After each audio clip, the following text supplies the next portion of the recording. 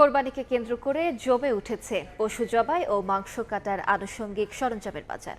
দিনরাত জ্বলছে কামারশালার আগুন, চলছে ছুরি চাপাতি, বটি ও চাকু তৈরি এবং শান দেওয়ার ব্যস্ততা।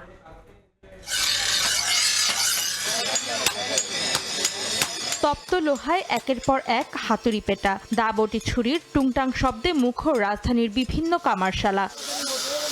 পশু জবাই কিংবা মাংস কাটা, কোরবানির ঈদ মানেই দা বটি ছুরি চাপাতির কারবার। তাই কর্মব্যস্ত সময় পার করছেন কামাররা। শেষ মুহূর্তে এসে নেই দম ফেলারও ফুরসত। এখন ঈদের সময় তো ছুরি চাপাটি এগুলার কাজ বেশি। এখন হলো টাইমের হিসেব নাই, আর 7টা থেকে 8টা থেকে রাতে 12টা 1টা। ছুরি চাপাতির দাম গত বছরের তুলনায় কিছুটা বাড়তি হলেও বেচা বিক্রি বেশ ভালো বলে জানান ব্যবসায়ীরা। আমাদের ব্যবসা ভালো, আর ভালো জিনিসের দামও বেশি। ব্যবসা ভালোই চলতে আছে, অন্যান্য বছরতে এই বছর বেচা কিনেও ভালো হইতে আছে, মালের দামও একটু বাড়তি আছে, মানুষ কিনতেও বেশি আছে। কেউ কিনছেন নতুন ছুরি চাকু, আবার কেউ পুরনোতেই দিচ্ছেন ধার। উনি দাম চাইছে 900 টাকা, প্রথম 500 বলছি, পরে 600 টাকা বলছি, তা ওনার কত হয়েছে, উনি 600 টাকা দিচ্ছে। বুড়ি কিনছি 250 টাকা দিয়ে। এই বছর গরু যে সস্তা, তাতে মনে হয় যে তাকর ছুরি গেলে দাঁত আছে বেশি দাম। এই ছুরি আমি আগে নিয়েছি 1000 টাকা, 600 টাকায় নিলাম, আর অন্যগুলা শার্ট করলাম।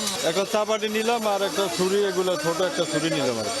চামড়া ছাড়ানোর জন্য ছুরি 100 থেকে 300 টাকা, আর চাপাতে বিক্রি হচ্ছে 500 থেকে 1200 টাকা পর্যন্ত দামে। অন্তরা সেন, সময় সংবাদ, ঢাকা। 40 বছর ধরে অসংখ্য খুশির মিছিলে ছিল আইডিএলসি, থাকবে আগামীতেও।